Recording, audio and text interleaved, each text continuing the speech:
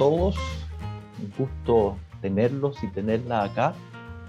Estamos grabando esta conversación porque siempre queda en nuestro canal de YouTube. Y esta oportunidad tenemos un gran motivo, que es celebrar los 10 años de un proyecto periodístico y cultural que empezaron tres muchachuelos hace 10 años con un podcast, primero en la radio Gómez Milla, si no me equivoco, y después corregirán alguna torpeza mía o de mi memoria, que después se convirtió en un libro a través de nuestra casa editorial, que fue, si no me equivoco, nuestro segundo o tercer libro publicado, y después tuvo temporadas en televisión de largo éxito, y bueno, Ojo en Tinta ya cumple 10 años, un proyecto como pocos porque hay pocos proyectos culturales y porque además es muy bueno dentro de los pocos que hay. Y tenemos con nosotros a los tres mosqueteros de este proyecto, a don Pablo Espinosa, siempre serio ahí en pantalla, a don Patricio Contreras, con quien compartimos además algún tiempo en la Escuela de Periodismo de la Alberto Hurtado, y a don Nicolás Rojas y Nostroza, con quien hemos compartido muchísimas otras cosas, incluso ha publicado una crónica suya, participó en nuestro libro de las crónicas de la Revuelta de Octubre. Así que con los tres hemos siempre estado ahí en contacto. Bueno. Muchachos, ¿cómo están? Nico, Pablo, Pato, ¿cómo han estado? Felicidades por sus 10 años. Muchas gracias por aceptar compartir con Cinco Bases este gran aniversario. Y nada, pues saluden aquí a la audiencia en el orden que ustedes quieran, queridos amigos. Parto yo. Axel, muchas gracias por la invitación, la oportunidad, la vitrina, este espacio, a todas las personas que están presentes en esta llamada. Veo ahí algunas caras conocidas. Cristian, que está por ahí, nos vimos ayer también. Eh, Nada, nosotros súper contentos. Estamos como entusiasmados por conversar de lo que ha sido estos 10 años. Así que muchas gracias nuevamente a Cinco Haces por la invitación. Súper, agradecer. A mí me pone muy contento. Uno siempre tiene ese nervio de que no llegue nadie, pero somos hartos y seremos más porque esto va a quedar grabado. Así que vamos a ser parte del patrimonio digital de la humanidad, lo que conversamos hoy día. Así que eso, gracias por estar aquí. Oye, hagamos una metodología súper original y empecemos cronológicamente. ¿Cómo, cuándo y dónde, Nico, partieron con el proyecto? Bueno, todo fue gracias al Mercurio, curiosamente, porque llegamos el 2010 a hacer Una la casa práctica. editorial hermana nuestra.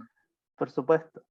Llegamos a hacer la práctica de arte y letras, y ahí nos conocimos. De hecho, salimos en Vida Social el año 2010. Recordarán como nuevos practicantes llegan al Mercurio, y hay una foto ahí de nosotros con cara de entusiasmo, y me acuerdo eso, que empezamos como a disfrutar mucho los almuerzos. En ese casino había como buffet de ensaladas en el Mercurio, cosa que a mí me sorprendía mucho. Yo venía del casino de la Chile, que era, me acuerdo que el perro le comía la carne a la gente que estaba comiendo ahí a veces, era así como muy particular, y nos gustó, nos hicimos amigos. Después se terminó la práctica y me acuerdo que nos juntamos en el Rey Toro, en un bar, y ahí podemos hacer una historia como concatenada. ¿Qué recuerdas, Patricio, de ese día en el bar? No recuerdo exactamente ese día, pero sí recuerdo que nosotros, lo que mencionaba Nicolás, es que en estos almuerzos, nosotros estábamos en la sección en el arte y letra. Ya entonces, modalidad de semanario, teníamos harto tiempo para trabajar nuestros temas, no estábamos como sometidos a la presión del día a día. Y diciéndolo en buen chileno, hacíamos las buenas sobremesas ahí en el casino del diario, pues. Entonces empezamos a conversar sobre cosas que nos interesaban Y también sobre cosas que sabíamos que en ese medio no íbamos a poder publicar nunca. Ya por temas ideológicos, pero también por los mismos problemas que el periodismo en general tiene de decir cómo vamos a publicar cosas que son recientes, que son novedades. No vale la pena mirar mucho para atrás. eh, y ahí empezamos como a decir, bueno, si no tenemos espacio acá, armémonos un espacio propio. Y ahí recuerdo que Pablo tenía algunos referentes de podcast, que era algo que nosotros ninguno había hecho. Y creo que ahí Pablo nos puede contar un poco más cuáles eran esos referentes o cuáles eran las ideas que estaban dando vuelta. Apareció Ojo en Tinta con el auge de las editoriales independientes. Como que poco antes había sido la primera Furia del Libro, y entonces creo que de hecho nuestro primer entrevistado fue Leonardo Sangüesa, un poeta que había publicado en Ediciones Tácitas, que es una editorial súper chica. Entonces en ese momento que una editorial como esa tuviera espacio en un medio como el Mercurio era muy inusual. Ya, y partieron con el podcast, que Pablo los introdujo en esa, ¿qué es una plataforma? ¿Cómo se denomina ese O sea, engendro? el podcast ahora son súper populares, pero en ese entonces, eh, estamos hablando de esto del año 2010, 2011, cuando aún existía en Chile una plataforma que se llamaba podcaster.cl, que ya no existe, desapareció, pero fue un espacio donde nosotros encontramos un hogar. ¿Ya? Lo que básicamente hacíamos era, nos juntábamos con alguien, grabábamos esa conversación, grabábamos de manera muy artesanal, con un teléfono o con una grabadora digital, y después este audio lo sacábamos y se subía a esta plataforma Podcaster. Y había algo como interesante ahí en Podcaster. Yo me acuerdo que Bizama tenía un podcast ahí en ese entonces. Francisco Ortega. Es decir, había gente que estaba haciendo era como la primera ola de podcast, pero que después desapareció. Eh, y nosotros ahí nos embalamos, pues estuvimos haciendo entrevistas bien seguido. Yo creo que estábamos como grabando a veces incluso 2 veces al mes. Eh, y logramos sumar unas 20 en el primer año, año y medio, logramos sumar como unas 20 entrevistas. Y ahí cumpliendo un poco con esta premisa de queremos hablar con gente que a nosotros nos interesa, que no necesariamente publicó algo hace una semana, y profundidad y extensión. Ya eso yo creo que era un poco lo que estábamos buscando también en el podcast.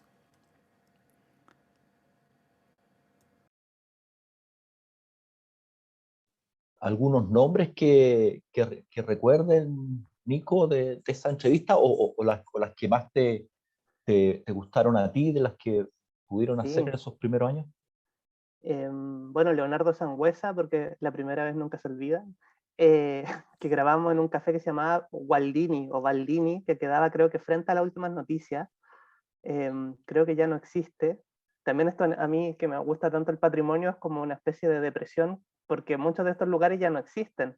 Me acuerdo también que hablamos con la Bernardita Ojeda, que ahora está súper reconocida como una gran lectora públicamente, ¿no? En la prensa y todo. Fue súper interesante eso. Me acuerdo que fuimos al departamento de Cintia Rimsky y esas cosas que a uno le quedan, que dijo Cintia Rimsky, como cada vez que ustedes van a comprar un botón al centro a un pequeño comercio, ya están haciendo como un cambio en la humanidad. Entonces ahora trato siempre como de ir no compro tantos botones, pero en el fondo la importancia de los oficios. Francisco Moat también me acuerdo una mañana que nos dio una entrevista, nos regaló unos libros y todo, y se borró la entrevista por esas cosas como del destino, ¿no? Como el empampado Riquelme probablemente la borró. Eh, ¿Qué más me acuerdo? Fue súper interesante como un programa móvil que partió en este café. Después me acuerdo que grabamos con Claudio Ruiz en el Normandí. Fuimos a grabar con Axel también a un departamento. Me acuerdo de montones de cosas, ¿no? Juan Pablo González en la radio del Alberto Hurtado. Éramos bien Sí, gitanos, en verdad, ¿sí o no? Ahora como que lo pienso, sí. era como súper móvil. Sí, pues estuvimos grabando en la librería El GAM, cuando yo creo que recién se había abierto la librería El GAM, o era muy reciente, y después nos movimos a la Ulises que estaba en Las Tarrias, que para quienes hayan ido a esa librería hay una mesa redonda digamos, al centro de la librería, y nosotros nos sentamos ahí y poníamos el micrófono o la grabadora y se escuchaba a la gente que estaba paseando por la librería, de repente gente se acercaba a mirar. Entonces, no había ninguna pretensión de nuestra parte, porque tampoco teníamos los medios y los recursos, de generar como una experiencia muy producida. Simplemente nos interesaba el registro de una conversación de personas que se reunían en un espacio específico. Em, y como dice Nico, éramos bien gitanos, pues fuimos a casas de las personas a grabar. Estuvimos en cafés, mal lugar para grabar los cafés, porque se escucha. Sí, el café es el peor lugar para grabar. Eh, lo que menos va a registrar es la voz de la persona, y va a escuchar otra al barista haciéndole ahí, metiéndole a la máquina. Eh, y estuvimos en librería, ya que era también como el hábitat que a nosotros nos gustaba, y estar rodeado de libros y generar también una sensación especial con eso. Oye, y el proceso de pauta de esas entrevistas, Pablo, a ver, probemos tu segunda conexión. ¿Cómo era el Sí. proceso de pauta de esa entrevista? ¿Se escucha algo mejor ahora? Muchísimo mejor. Ya, súper. Estoy con el celular en vez del computador. Recuerdo que igual fue variando. Al principio creo que éramos mucho más metódicos, como que nos dividíamos por temas. Y eso con el tiempo fue un poco más relajado, y al final llegábamos un poco antes de la entrevista, nos juntábamos media hora antes al lugar, y ahí como conversábamos qué preguntas teníamos, íbamos dividiendo y pensamos cómo dividir cada programa, porque cada programa duraba 1 hora, o sea, era realmente largo. Entonces pensamos por bloque, cómo lo dividíamos, qué canciones poníamos. Y eso, recuerdo que tratamos siempre de tomar algún tema de actualidad, algo que hubiera sucedido, pero como decía Pato antes, también nuestra idea era como explorar toda la obra de un autor. Generalmente íbamos a ver su primera publicación, aunque fuera muy antigua, no fuera actual, igual nos interesaba tratarla. Para nosotros no era importante la actualidad, que fuera como una noticia. Entonces, generalmente eso nos permitía como vernos como muy ampliamente por la obra de un autor. Entonces, generalmente eran conversaciones bien largas, pues bien profundas también. Creo que esa era la virtud. 1 hora de conversación es bastante. Por eso terminó en un libro también. Sí, pues, sí, pero cuando hicimos el libro, muchachos, ya ustedes tenían, porque en el libro hay 20 entrevistas, las acabo de contarlas ahí en la portada del libro. Y dejamos varias fuera, pues, o sea, fue todo un trabajo ese de edición. Básicamente porque el presupuesto de la editorial, ustedes comprenderán, no aguantaba otro libro monumental, digamos, ¿no? en cuanto a tamaño de páginas. ¿Cuántas tenían, Nico, en total, más o menos, recordáis, de podcast? Yo diría que entre, no sé, 30, Yo 35 creo por eran ahí. como 34, 35 entrevistas, creo que eran. Mm, Porque llegó también un momento en que dejamos de grabar porque ya estábamos pensando en otras cosas. sí. Pero ese es el número. Yo creo que en 2 años hicimos... no, en 3 años hicimos como esas 35, 34, 35 más o menos. Bueno, oye, ¿y en qué otras cosas estaban pensando que dejaron de grabar? Es que, bueno, a ver, como mucho proyecto autogestionado, nosotros acá estábamos poniendo nuestro tiempo y nuestro entusiasmo. Y, y sabíamos que la grabación de este podcast exigía un esfuerzo de nuestra parte que obviamente no era remunerado, pero nos gustaba hacer. Y éramos también más jóvenes y estábamos llenos de energía e ideales. Eh, pero también queríamos, eh, yo siento que había como un anhelo también como de llevar esto a otros territorios, ¿ya? Y yo sé ahí que el Nico tiene un tema que siempre lo ha acompañado, que es el tema de la televisión pública, por ejemplo, ¿ya? Y que yo siento que también nos permeó a nosotros esta idea de que el libro desapareció de la televisión, po. El libro estuvo en el show de los libros y después prácticamente desapareció. O sea, tú hoy día ves la televisión abierta y no hay libros presentes. Quizás ahora volvieron un poco más, pero en general no había. De repente Guillermo en el noticiero recomendaba un libro, ¿ya? Y eso era como un acto casi como de resistencia. Entonces nosotros estábamos pensando un poco también, ok, ¿cómo hacemos este paso? Porque además el podcast en sí en ese momento no era tan popular como hoy, po. Nosotros fuimos como la primera camada de podcast, y teníamos una audiencia, pero era una audiencia súper acotada, no está Spotify, po. O sea, ahora todo el mundo en 5 minutos grabando con el teléfono, suben a Spotify y ya estás ahí frente a una audiencia gigantesca. Nosotros no teníamos esas armas.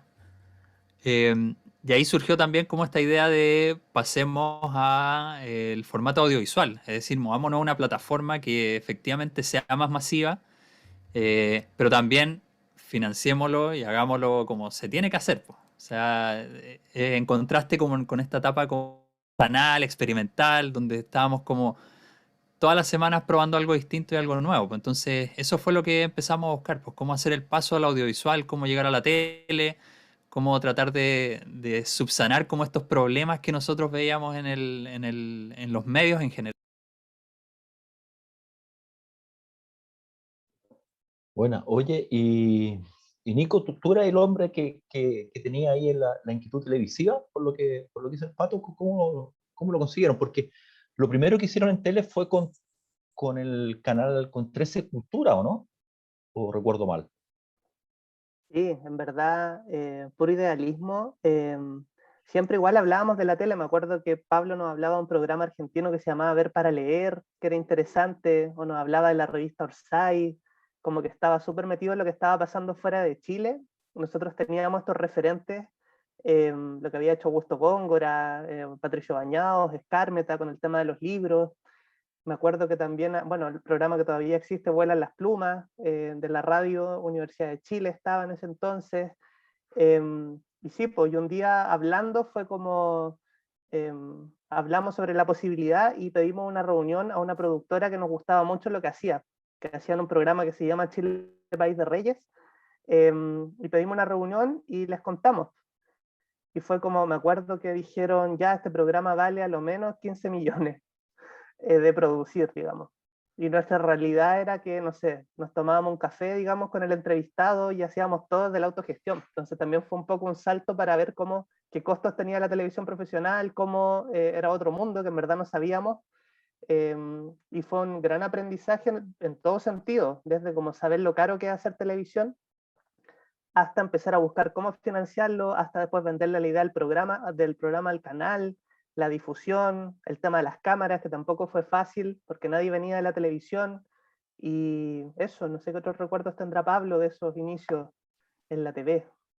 Sí, Pablo, hay una pregunta también de Gino Gasparini que va un poco en la línea de lo que estaba hablando el Nico recién, ¿no? Pregunta, ¿cómo pasaron del podcast autogestionado a la TV con mayor producción? ¿Cómo fue el camino desde la idea y su materialización? Sí, la verdad es que, bueno, económicamente fue posible gracias a un fondo. Nos ganamos un fondar del Ministerio de las Culturas, un fondo del libro, que nos permitió hacerlo económicamente.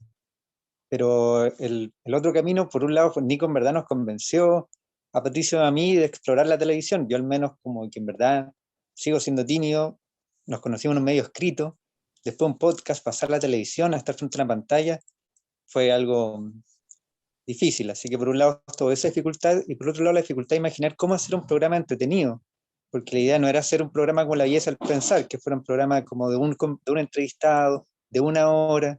Sabíamos que teníamos que buscar algo distinto. Creo que el ser un equipo de 3 personas nos ayudó, o sea, de 3 entrevistadores nos ayudó a hacer algo un poco más dinámico. Entonces hacemos cápsulas audiovisuales con distintos entrevistados y al mismo tiempo lo ordenamos bajo una temática. Y distintas cápsulas, visitando librerías, bibliotecas, hablando con lectores, con personas comunes y corrientes.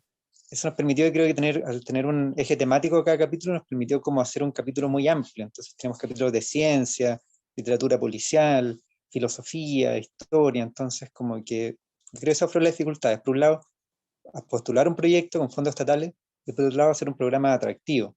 Y nosotros pasar de periodistas de periodismo escrito a animadores casi, en ese otro rol. No, animadores 100%, por favor. Nico tenía la pasta de siempre. Yo estuve en un matinal, así curiosidades.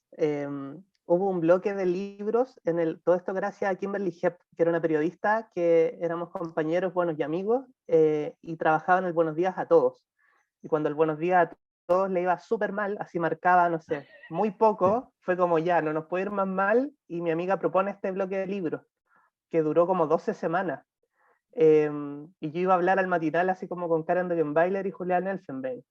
Y fue una bonita experiencia, pero yo me pregunto por qué el libro sigue ausente en el matinal si tienen que rellenar 4 o 5 horas, como por qué no está ese cambio, que se podría, bueno, y por qué no tantos temas culturales no están en la pantalla de los canales, ¿no?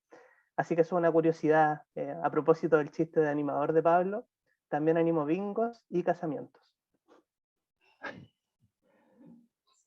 ¿Y eso lo hace en televisión también? Sí, pero no me salió mucho trabajo, estaba en fase 1. Oye, nos ordenamos un poco dentro de la línea cronológica, porque antes del salto al estrellato televisivo de ustedes fue que editamos el libro en 5 ACE. Porque sin duda que si ustedes fuesen, o sea, si lo hubiésemos tratado de hacer cuando ustedes ya eran animadores de televisión, yo creo que la negociación hubiese sido más compleja, ¿ya? ¿Cómo fue el tema de hablar sobre libros a tener un libro propio, por decirlo de algún modo?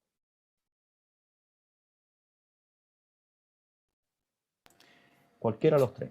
Fue, o sea, que era algo que que no lo pensamos al comienzo del proyecto, obviamente, pero que implícitamente estaba en las entrevistas que nosotros teníamos, porque no solamente nosotros preguntábamos sobre los libros que leíamos, sino que también siempre había como subterráneamente una reflexión sobre lo que implica hacer libros en Chile, o desde todos los ámbitos. A nosotros nos interesaba desde, digamos, el momento creativo hasta la distribución. Por eso nuestras entrevistas abordan el tema del diseño, abordan el tema de las tipografías, abordan el tema de la edición. No solamente, este no es un proyecto sobre literatura, ya que muchas veces especialmente en la época cuando nosotros surgimos, los proyectos de libros en internet eran como un blog sobre literatura, ¿ya? Donde alguien escribe reseñas literarias. No, a nosotros nos interesaba como el libro, pero en el espectro completo del libro. Nos interesa la no ficción, nos interesan las biografías, nos interesan los libros de divulgación de ciencia, nos interesa la historia, la filosofía, pero también nos interesa saber cómo se hacen los libros, cómo se diseñan los libros, cómo se distribuyen los libros, cómo se marketean los libros. Estamos como con un poquito la obsesión también de eso, porque secretamente tenemos el deseo de que más gente lea. O sea, no lo hacemos así como tan explícito, pero en ese sentido somos como promotores de lectura. Creo que eso es algo como que caracteriza el proyecto que nosotros armamos, pues, que no nos recluimos en un nicho, sino que dijimos, ok, libros, pero libros en su acepción más amplia. Yo para sumar algo cortito a lo que dice Pato, a propósito de esta dimensión amplia de los libros, yo justo saqué el libro de mi biblioteca. Yo también. Muy bien, ahí está. No sé si te quedan, Axel, para la venta. Sí, por supuesto. Mira, qué curiosidad. No hay muchos, pero hay. Oye. hay. Buenísimo. No, yo me estaba acordando cuando escuchaba a Pato que entrevistamos a Bernardo Subercasó. Me quedó eso súper así en la librería del GAM, y cada entrevistado programaba una canción.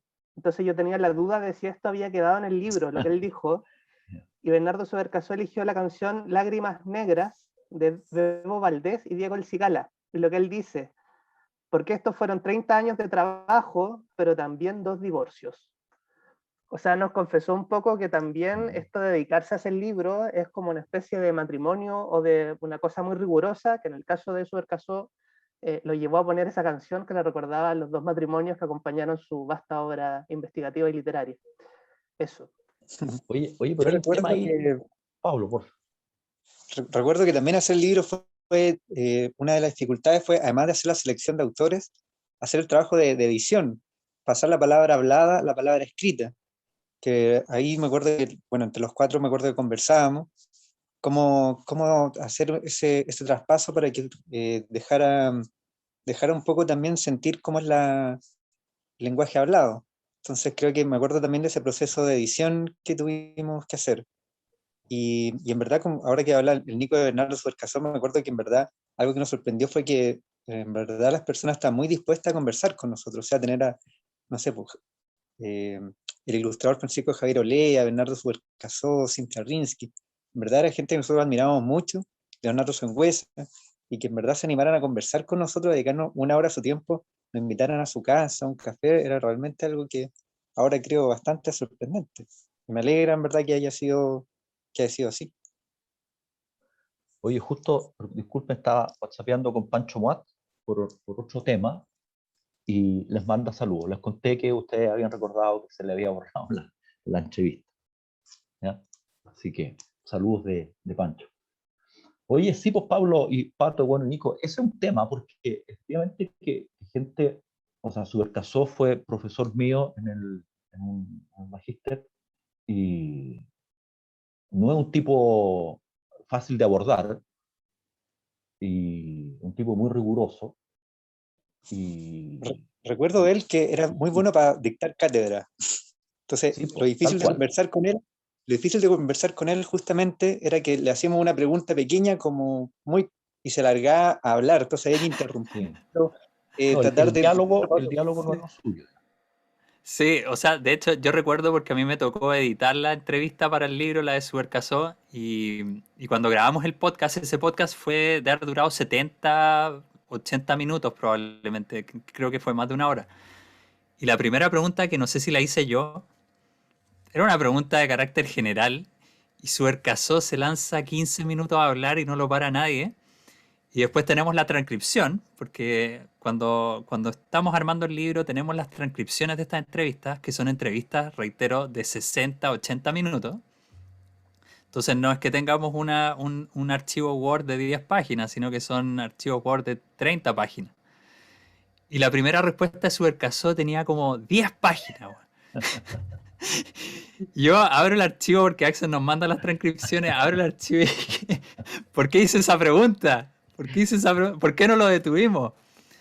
Pero claro, efectivamente, en esa respuesta, el tipo, como dice Pablo, está dando una cátedra, po. O sea, lo suyo quizás no es el pregunta y respuesta, pero en sí eso obviamente tiene mucho valor.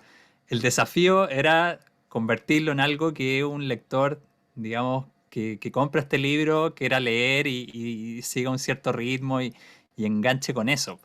Pero, pero eso fue como un poco la anécdota con eso. Y también recuerdo que en el caso de la entrevista a Cynthia Rimsky, eh, Cynthia nos pidió leer la entrevista antes de publicarla.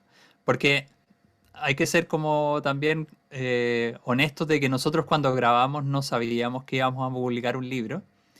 Y durante la edición del libro llegó un momento en que les teníamos que avisar a los autores. Eh, Entre avisar y pedirles su venia, su autorización para publicar esto. Y Cintia, recuerdo que nos pidió leer la transcripción ya editada. Y su pluma, sufrimos todo el rigor de su severidad literaria, pero no me cabe duda que finalmente lo que quedó fue un registro donde ella también intervino. Fue una entrevista no solamente a 6 manos de nosotros o 8 manos con las de Axel, sino que también las manos de ella. Hoy estaba leyendo la presentación justamente de Subercasó en el libro. Dice licenciado en Filosofía de la Universidad de Chile y doctor en Lengua y Literaturas Romances por la Universidad de Harvard. Yo había olvidado ese pequeño detalle. Esta entrevista se grabó en febrero de 2012 con motivo de su obra Historia de las Ideas y de la Cultura en Chile. Un año antes había sido editada, actualizada y completada. Los 3 volúmenes de una obra monumental, casi 1500 páginas. Recorre el entramado cultural e ideológico de nuestra nación. Actualmente, Subercasó sigue desempeñando funciones como docente investigador de la Facultad de Filosofía y Humanidades de la Universidad de Chile. Y la primera pregunta, tu primera pregunta, querido Patricio, es, quería comenzar la conversación preguntándole si nos pudiese dar una introducción a este trabajo, que es sin duda uno de los más importantes que ha realizado. Convengamos que es lo que en periodismo se llama una pregunta abierta, que puede llevar la conversación hacia cualquier lado, digamos. Sí, pues, fue ahí un, un autogol, por decirlo en términos futboleros, ¿no? Por otro Completamente. lado, Pero aprendimos la lección. Sí, por otro lado, creo que había entrevistados que eran muy malos para hablar también, que costaba sacarle las palabras. Por ejemplo, el ilustrador Olea, ahora recuerdo, como que era alguien que no estaba muy acostumbrado a conversar porque lo suyo es el dibujo, estar recluido dibujando, no expresándose con palabras. Entonces creo que en su caso como que, pero fue interesante porque mientras conversamos con él estaba pensando cómo hacía su trabajo. Entonces le decíamos, ¿qué pasa cuando no tiene inspiración? Tienes que hacer una ilustración para la portada de Arte y Letra, el Mercurio, y no tiene idea. Y decía, pucha, en verdad sí, lo que hago generalmente es salir a caminar, me pongo a ver el piso, a veces recojo una hoja y pesco una hoja y la pongo en un dibujo, a veces miro el cielo y dibujo una nube, entonces el mismo con nosotros íbamos haciendo este ejercicio, que es justamente lo contrario de Subercaso tenía todo pensado, pero Lea pensaba con nosotros cómo hacía su trabajo. O también me acuerdo una vez entrevistamos a dos críticos, a Patricia Espinosa sí. y a Rodrigo Pinto, y en su caso también a veces como que había una negociación porque había cosas que no querían decir. Rodrigo Pinto, me acuerdo que él era también, le escribía los discursos a Lago. Yo traté de meterme un poco más en eso, y él no quería, decía, "Pucha, en verdad, como que los políticos no quieren que se sepa que hay alguien detrás escribiendo los discursos", así que como que él no quería meterse en eso, entonces como que finalmente no pudimos entrar tanto en eso. Entonces creo que esas fueron las dos dificultades. Algunos eran muy buenos para hablar y otros al contrario, muy reservados y costaba como sacarle cierta información. De hecho, la entrevista a Rodrigo no la incluimos en el libro. Y Justamente por eso, sí. sí, sí, sí, lo recuerdo. La de la Patricia Espinosa, sí, y esa es una de las, yo creo que es la entrevista que más me intrigó siempre del, del volumen que publicamos, de las 20. Porque la Patricia Espinosa ya era en ese tiempo una voz muy reconocida como crítica literaria, como crítica literaria más con un estilo muy distinto a otros, digamos. Y ya fue una sorpresa saber que les había dado la entrevista y después incluir en el libro. ¿Cómo fue? ¿Quién llevó la batuta de ustedes tres en esa entrevista con Patricia? Creo que yo, porque yo había tomado unos electivos en la Universidad de Chile con Patricia Espinosa, de crítica literaria, y había otro taller de literatura. Me acuerdo que hice un poema muy malo, que me puso así como un 2. Pero bueno, la poesía no era mi camino. Y le escribimos, yo creo que también es interesante, ahora la estaba revisando y habla, por ejemplo, de cuando uno presta un libro, cuáles son los libros que ella presta o no presta, también habla sobre los premios, que encuentro interesante. No me acordaba, pero nos contó que en ese tiempo veía reality shows cuando tenía tiempo libre. Eh, Creo que fue una entrevista bien interesante para conocer el personaje, ¿no? El mundo de la literatura y de la cultura en Chile es súper chico, y finalmente, como hay tan pocos medios, a los escritores y escritoras les importa mucho lo que dice un crítico u otro, Sí. y hay un mundillo ahí, a veces se pelean por Twitter. Entonces creo que esta entrevista es un aporte interesante para conocer como medio un perfil también de Patricia Espinosa. Sí, pues ella era, bueno, sigue siendo una crítica muy importante y sigue siendo también un personaje bastante, no sé, quitado bulla, por decirlo de algún modo. Entonces fue una entrevista bien importante, bien importante. Oye, aquí hay saludos de Margot Pino, hay saludos de Jennifer Bravo, felicitaciones. Margot dice que en especial le gustó la entrevista que le hicieron a Nona Fernández. Jennifer, me encantaría tener el libro, pero por favor, faltaba más. Usted, Jennifer, acá está. No sé si tenemos tiempo para que lo autografíen los tres niños, pero eh, por las mismas redes sociales nuestras de 5 Haces lo puede pedir Jennifer y no hay problema.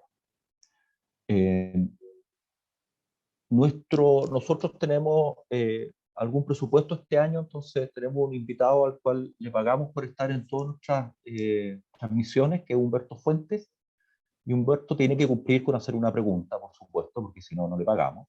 Entonces Humberto dice, Humberto, ¿por qué no pones el micrófono y tú mismo haces la pregunta?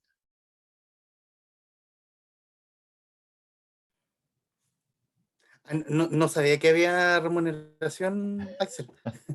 Buenas tardes, hola a todos. No, La pregunta que para los chicos es como, porque yo también hago más o menos lo mismo que ustedes hacen bien, varios kilómetros muchísimo más atrás que ustedes, uno va aprendiendo de a poco. ¿Cómo se lía o cómo se rema con un invitado difícil? Difícil, como lo mencionan, que no hablan tanto. Ahí uno tiene que sacar como el conversador que lleva uno adentro. ¿Cómo se lía con ese tipo de entrevistas? Gracias. Yo tengo una respuesta sobre eso que se me vino así inmediatamente a la mente, que fue una entrevista que le hice a Poli Delano. Esa vez fui solo con la grabadora, no me acuerdo por qué, pero fui al departamento de Poli Delano, que ya estaba súper enfermo, y no sé, me acuerdo que se paraba y le costaba, era como todo muy difícil, muy trabajoso, y parto con las preguntas y me empieza a responder súper cortante, ¿no? Como alguien distante. Yo también creo que estaba estudiando en la universidad, fue súper difícil, pero de a poquito se fue soltando. Pero claro, a veces como la personalidad de las, valga la redundancia, de las personas, ¿no? Porque al final me firmó el libro, me puso para mi amigo Nicolás Poli Delano. Entonces yo pensé que el señor como que estaba súper mal dispuesto, pero en verdad no, y guardo como que atesoro ese autógrafo, ¿no? Del personaje. Y él me acuerdo que dijo que era muy amigo de Raúl Ruiz, y que recuerda que habían ido como a comer un día con Raúl Ruiz, y dijo, vi a Raúl con tal cara de felicidad, así como la felicidad más grande. Y él le preguntó, pero Raúl, ¿qué te pasa? ¿Por qué tienes esa cara? Y que Raúl Ruiz le dijo, Poli, estamos comiendo y bebiendo. Y esa cosa de la entrevista, cada vez que uno comparte, no sé, una cerveza con un amigo, o no sé, o está comiéndose algo rico, me recuerdo eso que me enseñó Poli Delano. Eso. Yo creo que Pato y Pablo tienen más experiencias reveladoras. Ya, parto yo primero. Yo creo que Patricio debe saber buenos consejos. Yo creo que, por un lado, es bueno, es una conversación, una entrevista, así que en verdad puede fallar realmente. Como dice el Nico, es casi como uno se sienta a conversar con alguien y en verdad puede fluir o no fluir, puede haber química o no. Pero en el caso de un entrevistado, al menos en términos culturales o en términos del libro que es el que trabajábamos nosotros, creo que servía mucho llegar bien preparado a la conversación, como llegar con hartos textos leídos. Generalmente los entrevistados, sobre todo los más mediáticos, los más conocidos, piensen que cuando van a hablar con un periodista, van a hablar con alguien que no cacha nada, que le va a hacer preguntas superficiales o va a hacer las mismas preguntas que siempre le han hecho.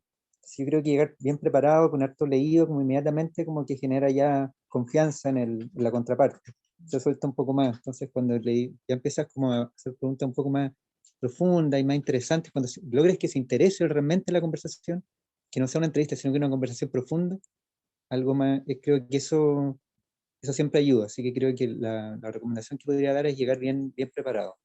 No llegar como improvisando algo, haciendo unas preguntas como ¿qué onda? Sino que llegar con algo bien preparado. Ese es mi consejo. Sí, yo también voy como un poco en la línea de lo que dice Pablo.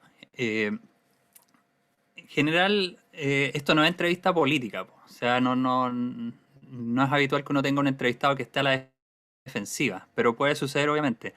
Y creo que es importante, bueno, lo primero, conocer bien al entrevistado, saber quién es. Eh, Hay un proceso de preparación de la entrevista en que uno tiene que haber leído otras entrevistas de esa persona. Si vas a grabar para tele, tienes que saber cómo esa persona se desenvuelve frente a la cámara. O si vas a grabar para audio, podcast, si se le escucha alto, bajo, si modula o articula bien, eso creo que es clave. Leer muchas entrevistas no solamente para ver lo que dice, sino para saber cómo se desempeña en distintos formatos. Otro tema que a mí personalmente me interesa mucho es no preguntar lo mismo que ya le preguntaron. Ya especialmente si voy a entrevistar a Nona Fernández, que da 10 entrevistas al año, no le quiero preguntar lo mismo que ya le preguntaron. Eh, Porque incluso hay entrevistados que les molesta que le pregunten lo mismo y hay otros que les encanta. Eh, pero creo que lo interesante está en preguntarles cosas que no les han preguntado. Y ahí es donde uno como que le va dando giro a eso. Eh, y frente a lo que dice, lo que pregunta Humberto ya más concretamente de alguien que esté como así a la defensiva o que sea como difícil, eh, pucha, yo creo que ahí juega mucho el- el trato o el carisma del entrevistador. las personas que uno entrevista no tienen por qué hablarte en circunstancias no comunicacionales. Ya, es decir, uno llama y le dice, no, nada, te quiero entrevistar, y eso no le pasa al ciudadano corriente. Le pasa a los que nos dedicamos a esto. Y es un extraño privilegio. Y en ese sentido creo que es importante tener, digamos, súper buen tacto. O sea, leer bien al entrevistado. Leer si incluso siendo un entrevistado que sea simpático, puede que el día que lo entreviste esté teniendo un mal día o no esté bien y no quiera responder o esté como reacio. Eh, y ahí yo creo que hay que ser súper, súper cuidadoso. Yo recuerdo siempre hace algunos años una entrevista que le hicieron a Jerry Lewis, el, el actor humorista que ya murió hace un par de años. Y la entrevista es súper complicada porque el tipo es un poco la experiencia que tuvo Nico con Poli Delano. Jerry Lewis ya estaba, eh, digamos, muy, muy mayor, muy cascarrabia, eh, y lo va a entrevistar un cabro joven, y parece que algo sucede antes de que empiecen a grabar porque Jerry Lewis está ofuscado, no quiere participar de la entrevista. Y la entrevista dura como 5 o 6 minutos y es una tortura porque tú ves que no hay ningún grado de conexión entre entrevistador y entrevistado. Yo creo que lo que uno tiene que tratar de evitar es bajar esa tensión.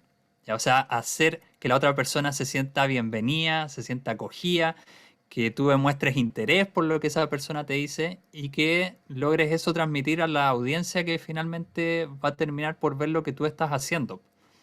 Como que yo creo que nadie disfruta un diálogo, especialmente en el ámbito de los libros, nadie disfruta un diálogo áspero, ¿ya? A menos que vayas decidido a buscar pelea. Pero no creo que sea nuestro caso.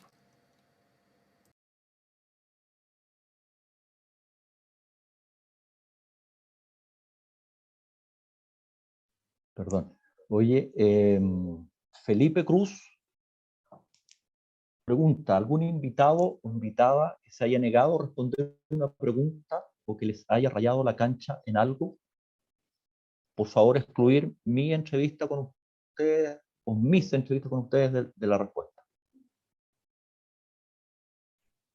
Yo recuerdo solamente, bueno, Rodrigo Pinto, como comenté, que es el crítico literario que no quiso hablar de los discursos que él escribía políticos. Recuerdo que también a la astrónoma María Teresa Ruiz, que fuera de cámara le pregunté si es que podía hablar con ella de religión, porque sabía que era una pregunta que podía ser personal, y me dijo que prefería no hablar de temas religiosos. Solo esos dos recuerdos tengo. Yo recuerdo a propósito de la entrevista a Patricia Espinosa, porque justo cuando la entrevistamos había habido una polémica o estas polémicas que se dan por redes sociales y Rafael Gumucio la había insultado. Eh, y recuerdo en la entrevista le preguntamos sobre esa y ella dijo como no quiero profundizar en esta polémica porque básicamente no vale la pena. Pero en mi caso no recuerdo otra entrevista en donde él se haya negado a alguien o haya como puesto alguna condición. Así como quiero ver la pauta de preguntas. No en mi caso al menos. Yo me acuerdo de personas que nos dijeron que no. Para la temporada de televisión, Tomás Munita, el fotógrafo, pero básicamente porque a él no le gusta mucho la exposición. Entonces, como que nos dio a entender que él era como más bajo perfil, que agradecía y que no, y que decía que no, o declinaba. Me acuerdo también ¿de quién más? Bueno, de Humberto Giannini, que estuvo a punto, pero se nos murió, que Pablo ahí había hecho todas las gestiones para entrevistar al gran filósofo Giannini, que a veces pasa con eso. Y Yo también me pasó alcancé, alguna vez, hablaste con él y te dijo sí, así la otra semana. y murió un poco después. Claro, esas cosas pasan. Y también me pasó alguna vez en la Feria del Libro, en la Filsa, cuando existía, que estaba Pedro Lemebel firmando libros. Y ya estaba también bien enfermo y le dije que éramos de Ojo en Tinta, así como súper ídolo. Dijo, sí, conozco el proyecto, pero claro, tampoco ya era tiempo de dar entrevistas, porque le costaba mucho hablar. Entonces quizás también un buen consejo es no esperar mucho, porque nadie tiene la vida comprada. Y a veces, claro, nos quedamos sin hablar con Giannini, pero tuvimos ahí toda las ganas de hacerlo. Yo también recuerdo para televisión de un autor que no tiene sentido nombrarlo, pero que se negó, dijo que no quería participar, porque cuando nosotros estábamos haciendo episodios temáticos, a veces teníamos problemas para encontrar libros que se ajustaran al tema de ese episodio en particular. Y el libro de este autor ya tenía unos 3 o 4 años de antigüedad de haber sido publicado. Y esta persona rechazó, dijo, no, prefiero no participar porque ese ya es un libro, digamos, que ya pasó, que ya publiqué. A mí al menos me pareció extraño porque cuando la tele llama, es difícil, digamos, rechazarla. Yo creo que a todos nos genera tiene un aura como de atractivo. Pero también recuerdo que la editorial tuvo que buscar en bodega y nos enviaron unos ejemplares polvorientos de su libro. Y se hizo como toda esa logística. Finalmente la persona nos dice que no y fue como plop. Como extraño que no haya querido que conversáramos de ese libro, porque una de las cosas que nosotros también nos encargamos fue de no estar hablando de novedades editoriales necesariamente. Sí, sí coincidía a veces que hablábamos de libros que habían salido, pero también nos interesaba y nos sigue interesando mirar como cosas que quizás se publicaron en su momento y no tuvieron la visibilidad que merecían. Y nosotros también hacemos como un trabajo de estar mirando permanentemente como al presente y el pasado reciente. Entonces, eso yo creo que fue como una especie de sorpresa, pero quizás responde también como a las características del autor digamos, publica un libro y da vuelta a la página y continúa con el otro. Oye, entrando ya a los últimos 8 minutos de programa, el, se me vino a la cabeza el texto de Gay Talese, o Talisi, como dicen algunos, sobre Sinatra, ¿no? Sinatra está resfriado, creo que un gran ejemplo, Humberto, bueno, y todos, sobre cómo lidiar con un entrevistado que no quiere dar la entrevista, ¿ya? Al final lo resuelve magistralmente Talese esa situación. Felipe Cruz también pregunta, considerando que la gente que le sigue, ¿qué libros o temáticas consideran que más les llama la atención a las personas? Los que generan más reacciones. Es difícil responder eso, yo creo. No hay un solo tipo de lector. Y nosotros tampoco, o sea, así como tenemos un concepto amplio del libro, por ejemplo, hay terrenos donde nosotros no nos hemos metido, que son Grito y Plata. Por ejemplo, las sagas juveniles. Ya, si ustedes están en Instagram, busquen adolescentes y veinteañeros que leen solamente sagas juveniles, todas estas sagas que después se convierten en películas, etcétera. Y ese es un ámbito donde nosotros no entramos, pero que es sumamente popular. Y hay gente que está atenta a todos los lanzamientos, sigue a los autores. Y ese es un tipo súper específico de lector, po. O sea, son personas que leen estas sagas que tienen 7 volúmenes. ¿Ya? Es como, o tiene 4 volúmenes y son libracos de 500 páginas y se devoran esos libros. Pero probablemente es el tipo de lector es muy distinto al lector que le gusta la no ficción o la novela o la poesía. Es decir, como que creo que es difícil encasillar eh, y es difícil decir como qué es lo que más gusta. Yo creo que los buenos libros se valían solos con el tiempo. Eh, no hay, digamos, más certificación que digamos, el gusto más colectivo, pero eso yo creo que es como interesante, que el universo del libro es más diverso de lo que uno lee, ¿ya? Como que a mí me puede gustar leer yo empecé leyendo a los autores del boom en el colegio y pensé que iba a leer toda la vida eso y ahora estoy leyendo otras cosas. Entonces, creo que eso también es parte como del trayecto y el tránsito que uno hace. Oye, me sonaba aquí el Instagram. Saludos de Polo Saavedra, que estuvo tratando de conectarse, hizo del teléfono y no pudo. Así que quedó más tranquilo cuando le confirmé que estábamos grabando. Oye, no sé, Nico, Pablo, ¿qué viene para adelante? Además, oye, yo también, antes de que empezáramos a grabar, lo acompañé en el podcast, lo acompañé en el libro, obviamente. Hice el ridículo en una entrevista televisiva grabada en el Venecia con el Nicolás. Entonces, también quiero saber, ahora estamos en estas plataformas raras de Zoom y no sé, streaming, estas cosas. ¿Qué se nos viene para adelante, Pablo, Nico, con ojo en tinta, en los próximos 10 años? Nico, por favor. Yo iba a decir Pablo, por favor, pero bueno, me jodí. En verdad está todo bien incierto, pero creo que empezamos a ver ciertas luces al final del túnel. Por ejemplo, en la mañana me tocó mi vacuna. Entiendo que a Pablo y a Pato también. Entonces quizás estamos menos lejos de poder juntarnos en persona, lo que ya es un gran avance. Y también nosotros somos súper agradecidos del Ministerio de las Culturas, que financió 3 temporadas, digamos, de libro, de programa, una temporada infantil también, que se llama Las Aventuras Literarias de Edgar y Lupe, que está en YouTube. Pero teníamos otros proyectos, como grabar Ojo en Tinta por Chile, Ojo en Tinta Trepa por Chile, un proyecto que está listo.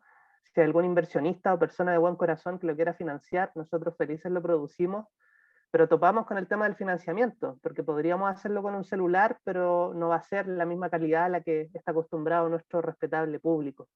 Y Pablo y Pato creo que tienen más detalles de nuestro futuro. Igual yo hablaría todavía al menos en estos tiempos, en el presente, todavía en el sitio web, ojoentinta.com, todavía publicamos contenido, todavía están saliendo entrevistas, reseñas, artículos, así que al menos por ahora eso va a ser, es nuestra trinchera. Por suerte, como que el proyecto, tener distintas plataformas, quizás no está el programa audiovisual, pero sí podemos hacer podcast eventualmente, y tenemos el sitio web donde todavía estamos publicando contenido. Yo creo que igual también con el trabajo que hemos hecho estos 10 años también hemos hecho un ejercicio de memoria, po. O sea, lo que tenemos ahí ya está publicado, está disponible, es el registro también de una época. Yo estaba recordando la entrevista a José Santos Herzeg, que la grabamos el 2011 en medio de movilizaciones estudiantiles, y la entrevista de él que se pone a hablar de la filosofía en América Latina. También recuerdo que tenía reflexiones sobre el movimiento estudiantil de ese año. Entonces, todas estas conversaciones, si bien se pueden leer atemporalmente, porque también las tratamos de conducir para que duren el tiempo, envejezcan bien, también son el registro de una época, y nosotros hemos sido testigos de cómo ha evolucionado esa época. O sea, en estos 10 años hemos visto cómo pasamos precisamente el año 2011, cuando empezamos, de las movilizaciones estudiantiles a un 2021 donde se va a conformar una convención constituyente que va a poner quizás sobre el papel muchas de las cosas que se dieron en esas conversaciones sin que nosotros tuviéramos en la cabeza esa idea.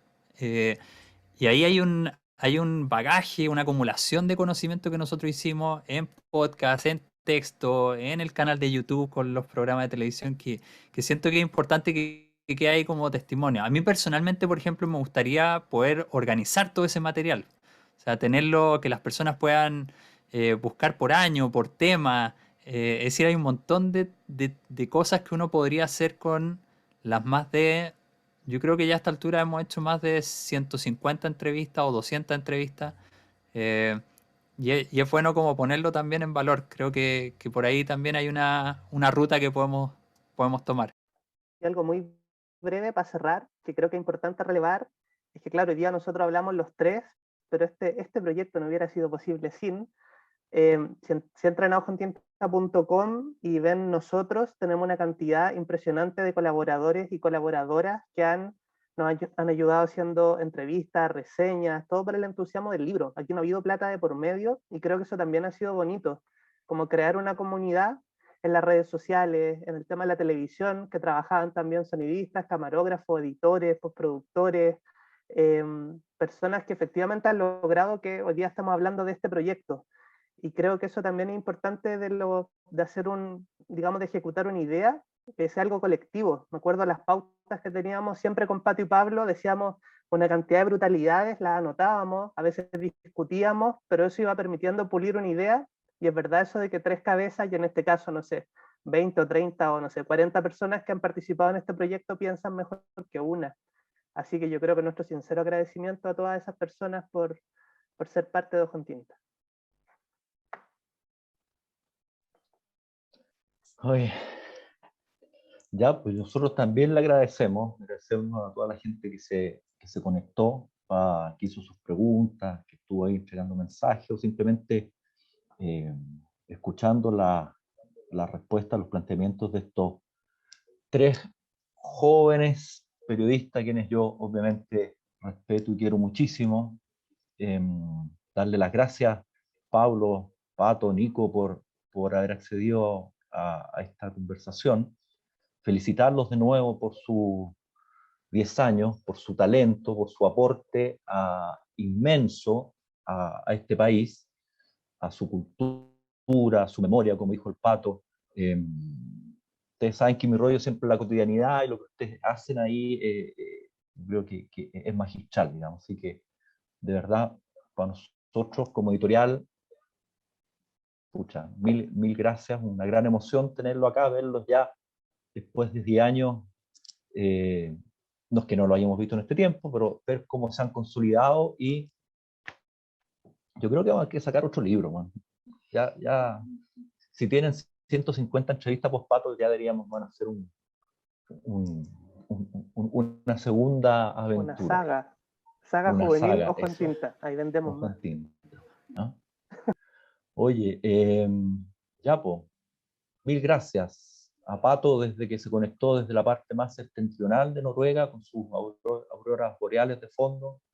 A Pablo ahí, que logró solucionar todo el tema tecnológico, y a Nico, que lo tenemos siempre en esta casa editorial. Así que aquí están llegando las felicitaciones también en el chat. Nos vemos prontamente en un nuevo programa, no sé cómo llamarlo, de estos conversatorios que hacemos con 5AC, y un abrazo a todos y a todas. Muchas gracias. Gracias. Y queda en YouTube, queda en el canal YouTube de la editorial. Gracias. Chao, Muchas gracias. gracias. Súper. Gracias por venir.